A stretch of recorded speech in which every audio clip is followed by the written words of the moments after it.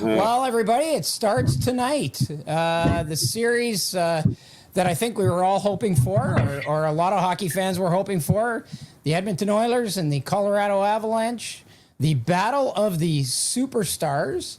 And here to join us to preview the series is Mark Spector from Sportsnet.ca and Adrian Dater from Colorado Hockey Now. A couple of veteran hockey writers who know their way around every rink in the league. Thanks for joining us, guys. I appreciate it. No worries, guys. Happy to be here. Great, good. Well, I'll start with you, Mark. The Edmonton Oilers dispatched the Calgary Flames in 5 games. It wasn't an easy series, but it was a short series. I was looking, and from game 46 on, after the Oilers had that terrible run through COVID and went 2-11-2, in the last 46 games, their record was 31-11-4 for 46 points. And guess what the Colorado Avalanche's series was in their record was in their final 46 games? What? 31-11-4. They had exactly the same record down the stretch. And so to me, I think Edmonton's an underdog in this series, but maybe they shouldn't be. Well, I mean, it's funny you point that out because you know how it is, guys. Adrian, you know this. We all cover our own teams inch by inch, right? Every little day of every machination. So, of course, those of us around the Oilers were quite well aware that in the second half of the season, they were a top 5 team in the National Hockey League. 5 or 6, I think. Top three. Top three. It depends. They were tied for third. Florida was better, and Calgary was better. And so there you go, right? Yeah. So you know what? I've covered enough playoffs. So have you guys. I don't really care that much how your team played in November and December. I want to know how your team played from February on, frankly. That's what tells me if you're ready to be a playoff team. So I'm not saying that I predicted Calgary to win, so I'm no genius here. But the people around the Oilers, and certainly the people inside the Oilers, have been able, for the first time in a long time, to look at themselves and say, this isn't a small sample size. This isn't a hot streak. We just went 3 months as a top 3 team in the National Hockey League. Down the stretch, when the games are tougher to win, they were winning them. So don't expect the Oilers to think that they're just here for fun. They've been doing this for a while, right? Yeah, exactly. And Adrian, I mean, the Colorado Avalanche have been the gold standard, quite frankly, for almost all of this season.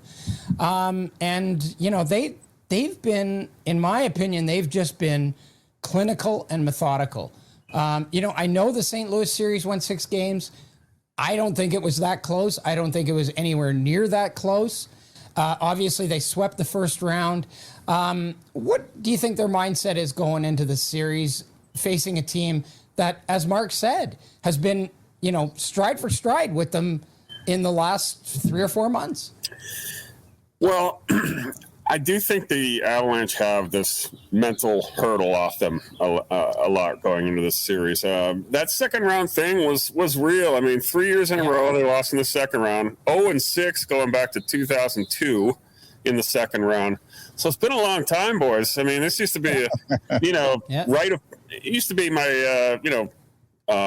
as they used to say in Montreal, which day is the parade or whatever that saying was. No, they always said in Montreal. They said, we'll be having the parade on this day, and it will follow the usual. The usual route. I'm sorry, that's right. Michael Farber used to always say that to me. Yeah.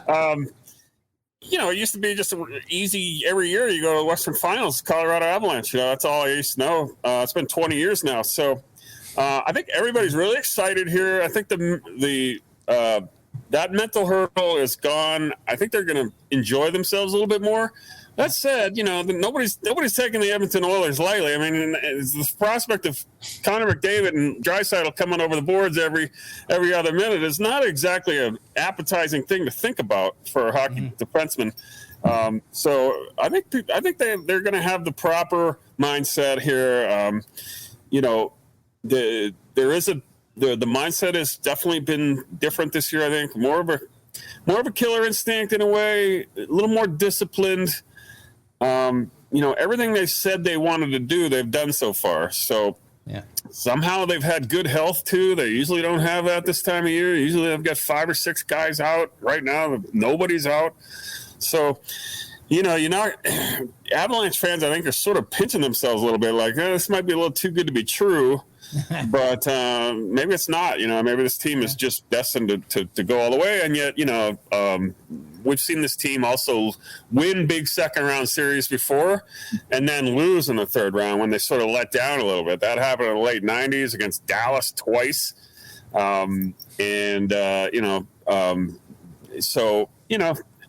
It's a good situation here, but I think everybody is just properly, the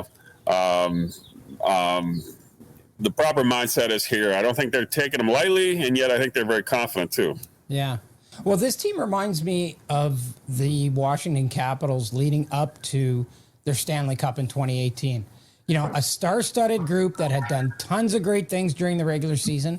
And the Capitals could not get over that second-round hump either, mostly because they were always playing Pittsburgh Penguins and Sidney Crosby. But once they did beat, and they did actually beat Pittsburgh in the second round, there was no stopping them. And I'm wondering if that might be the same case here. But what I want to talk to you guys about is obviously the star power in this series.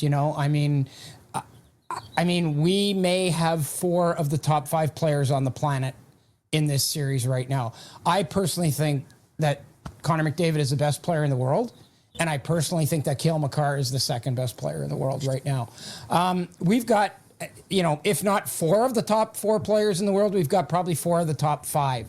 And then, you go down the lineup, then you've got, Colorado will say, we have Nazem Kadri, and then Edmonton says, well, we'll call your Nazem Kadri with Evander Kane, and we'll raise you, Zach Hyman. So I'm just wondering, guys, what are you expecting to see take off your writer's hats here and put your fan hats on, and what do you expect to see as in terms of excitement as a hockey fan in this series? Mark, we'll start with you.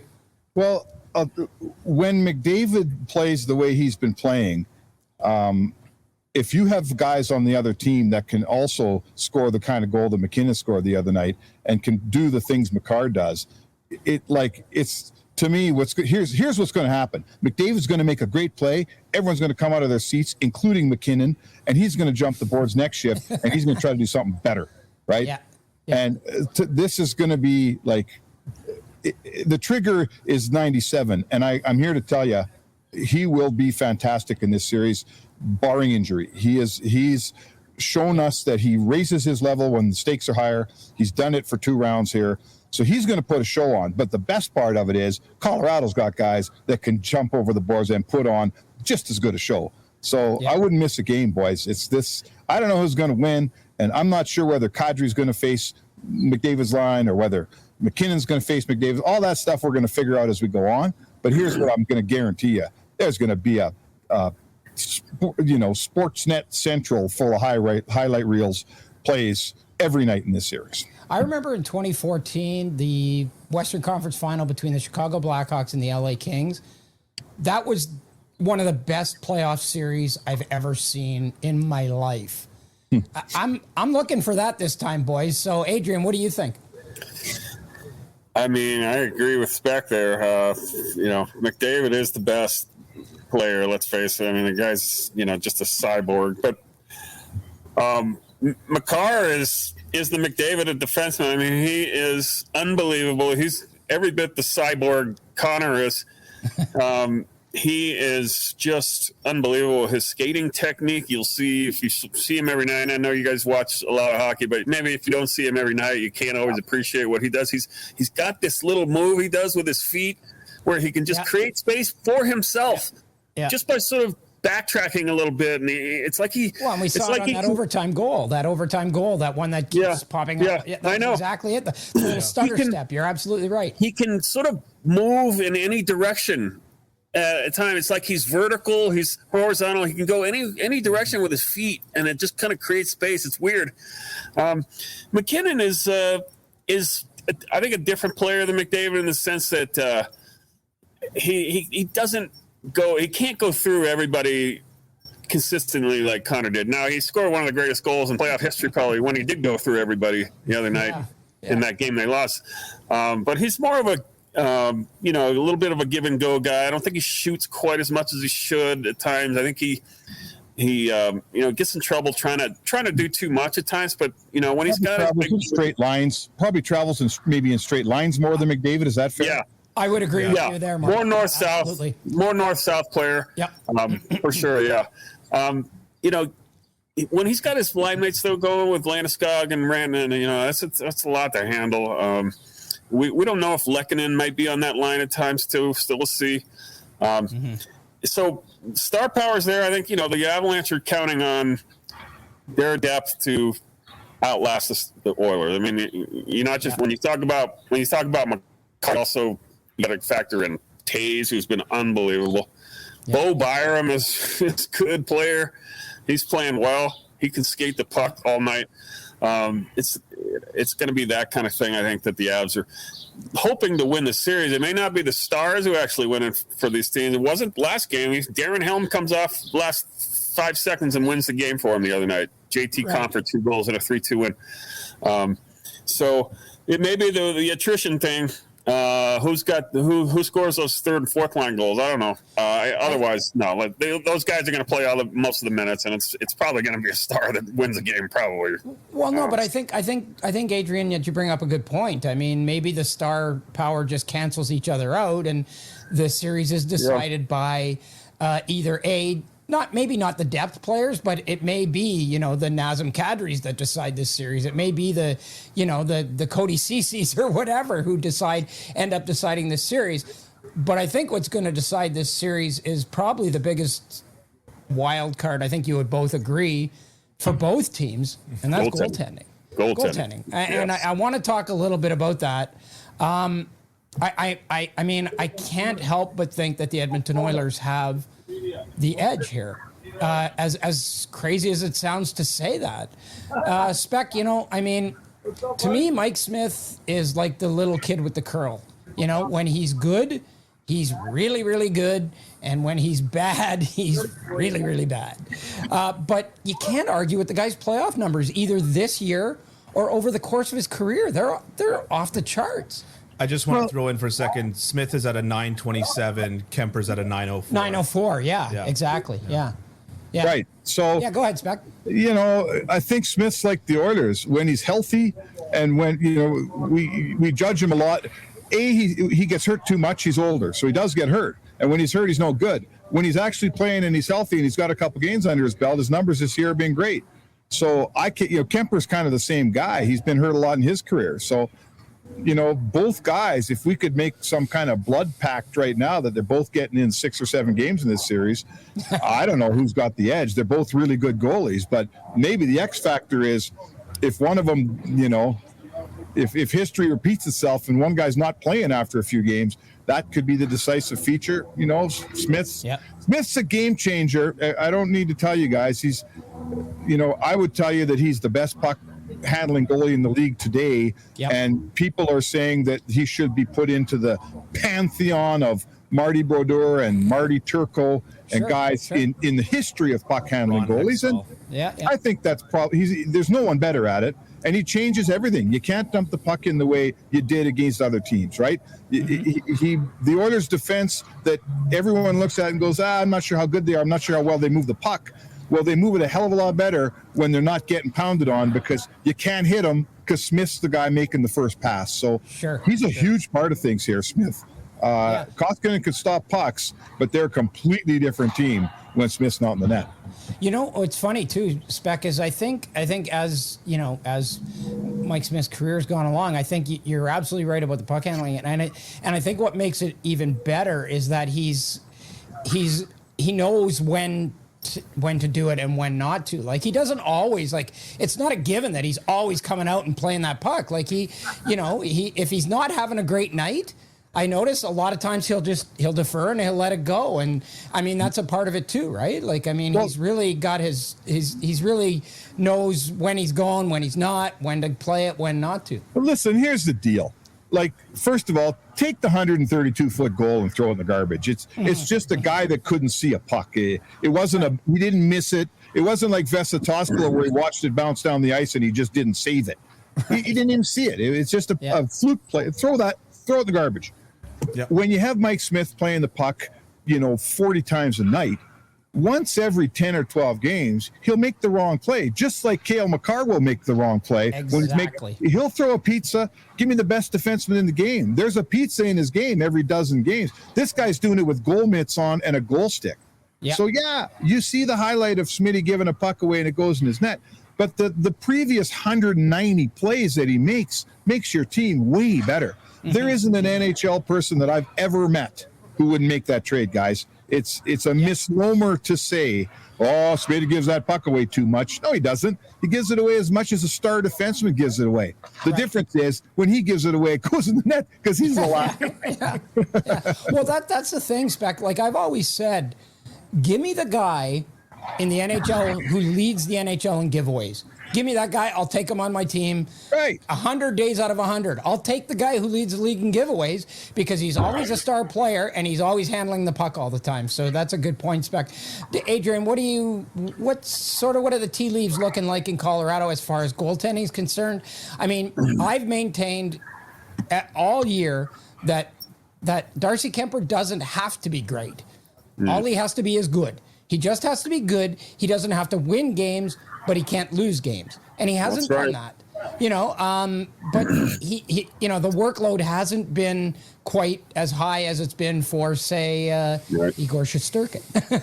So I'm wondering what's the sort of, what does it look like going into this series as far as Colorado's goaltending? Well, first of all, that was a good point Spec made about puck handling, and that really, when Jordan Binnington went out the last round, it wasn't. I don't know if it was as much the goaltending itself that the Avs benefited more by with him being out. It was the puck handling that they didn't have to deal with Binnington anymore. Husso could only do a forehand play around the boards. That was it. He forehand only.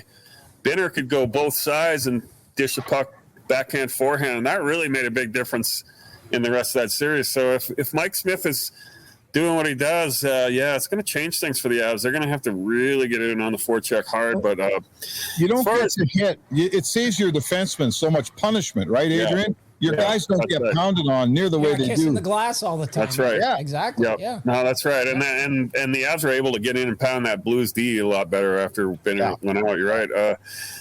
Kemper's still a mystery man to me. He doesn't really inspire a lot of confidence in me at times. I know I'm a tough critic at times. I covered Patrick Waugh for 9 years here.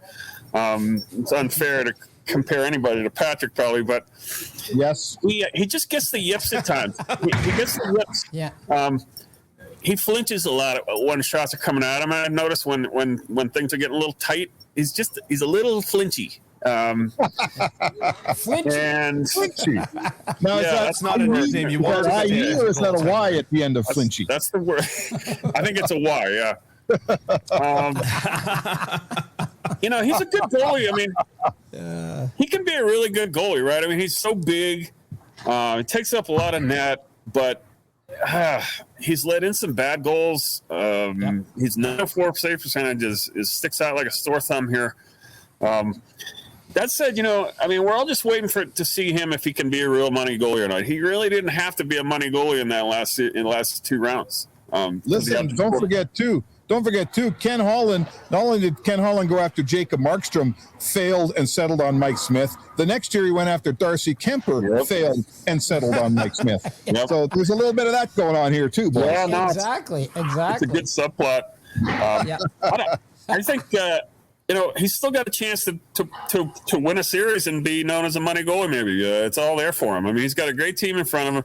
You're right. He just needs to be like Chris Osgood for the old Red Wings teams to win a cup.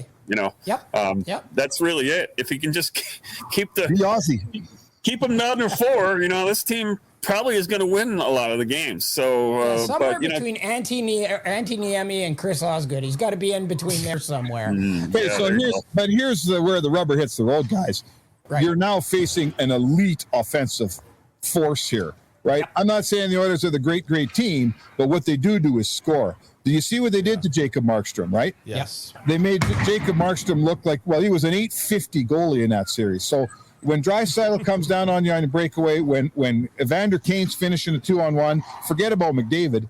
You know, when Hyman on a breakaway is exceptional, right? He doesn't just get breakaways, he scores on his breakaways. So my point is this, you know, it's going to take that's the one thing the Oilers have, a bunch of guys who can finish here. Kemper's not going to being good's not going to be enough for Kemper. He's going to have to be great. Yeah, exactly. I think the Avs, you know, the Avs are. I watched a lot of that Calgary series. I couldn't believe how slow Calgary's D looked all of a sudden. I mean, what happened to them?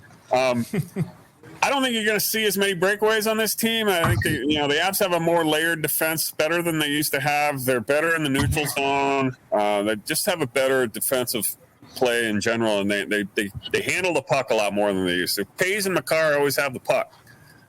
So that's where the Avs are going to have to use their advantage is just puck possession. But hey, the Avs are taking the ice. Yeah. Okay, so guys, I won't keep you too much. I'll keep you just a couple of minutes longer. That's okay. You got to get going here.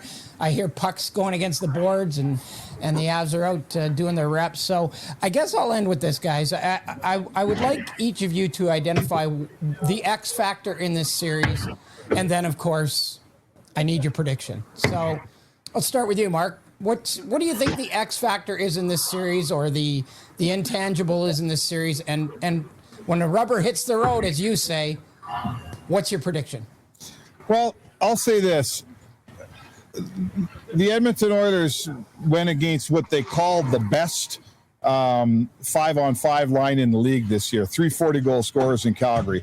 So during the regular season, and we clearly didn't play out, that was a hell of a line, and everybody had a hard time with them. They killed. What was Johnny Gaudreau, guys? Plus 68 or something. He was the best 5-on-5 player in the NHL this year. So how wasn't that close. Yeah. And not only did they win the battle, they absolutely crushed that battle. They beat that line. Edmonton's top line beat that line for fun. So the difference here in Calgary or in Denver is, the top line's got better, I think has better players on it. And the other thing is, if it doesn't go Bednar's way right away, he's got Kadri, who has a real history of being able to do well against McDavid. So I guess my X factor is that, you know, if Edmonton has a success against the McKinnon line, and I'm not saying they will, but if they do, I think they have the ultimate cork to put in that dam in Nazem Kadri. That's the X factor. If Kadri can't handle it, then the Avs are in trouble, but I think that he can. Yeah. So I'll give me the Avs in 7. Nice. Okay, Adrian. I think Kadri is your wild card too. He wasn't here last year, and don't forget he was suspended in the second round. And he's every bit the difference that he couldn't make last year. This year, he Mr. Clutch in that game in St. Louis with a hat trick after all the stuff he put up with. That was an unbelievable moment for him, and I think he's. You're right. I think if he, can at least check Connor reasonably okay, that's huge. Arturi Lehkonen, don't forget about him too. He is really good defensive player. He may be the guy who could be an X factor as far as a checker goes, and maybe they put him on McDavid at times. I don't know. But he's an X factor to me, and again though, I think it comes down to goaltending, like it always does. Made the best goalie win. I think Mike Smith is somebody they did beat as a Flame when they were the number 1 seed 3 years ago, and so I think they take a little confidence against him in that. Maybe, I don't know. Yeah. But Kadri is your X factor they haven't had.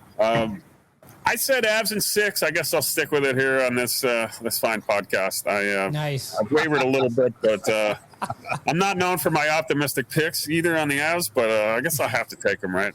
Yeah, you know what? This series for me, when I was going over it, was it was agonizing. It was agonizing to pick a winner. I really, but I did end up going with the Avalanche in 7. And 7, what I hope are going to be wildly entertaining games. So let's get to it, guys. I'll let you guys get at it. And thanks for joining us. Spec, you look like you wanted to say something. Yeah, no, I think that's the only thing that we can say for sure, boys.